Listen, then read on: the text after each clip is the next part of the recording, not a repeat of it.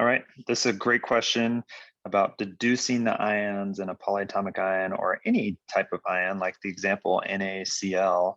And this will be something we use for the rest of this course. Sometimes you know one of the ions, sometimes you know both. We can use the periodic table to help us. And so learning to use the periodic table to help us is a key in this process. And so some of these we get from the reference sheet as well. So for example, SO4 is 2-. That's something that's on our reference sheet. So look for that, that's sulfate. Here we got FeF2. We know if we look at our periodic table here,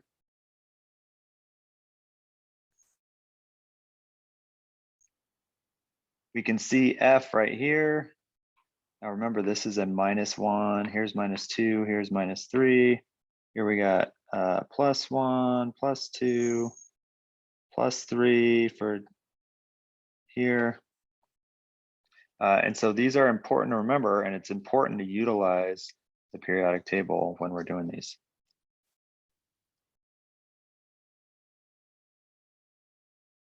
So we can see a sulfate is 2- here. Now it needs 2 of them. So there's 2 2-, and there's only 1 Cr. So that means this has to be a 4+. Now here, I just showed you fluorine. Fluorine is a -1. Again, there's 2 of them. So that means our iron is a +2. Now PO4 is a 3-, and there's 2 of them. Now there's 3 of these. So in order to balance that, we need them to be +2s. So V is going to be a +2. And then we know Br, if we look at our periodic table again, is a -. There's 5 of them. So that means here the V is a +5. So what this is showing us is that some things can have more than one charge. The V's +2 in one, +5 in another. These are not made up, right? Iron can be a +2. It can also be a +3. Cr can be a +2 or a +4.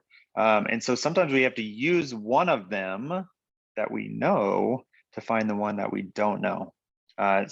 Sometimes that can help us with polyatomics. So if this was bonded to, to 4 NAs, if it was Na2SO4, we would again know that the SO4 is 2-, because there's 2 +1s bonded to it. Okay, so let's plug this in. So we're going to do our chromium +4.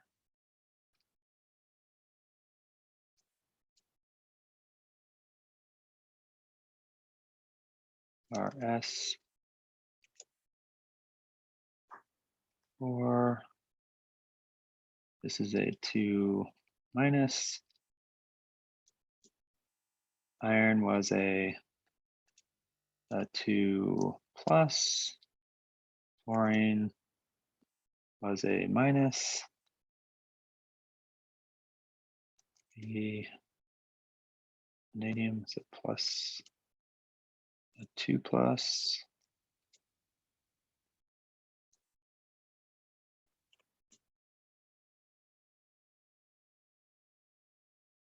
So 3-.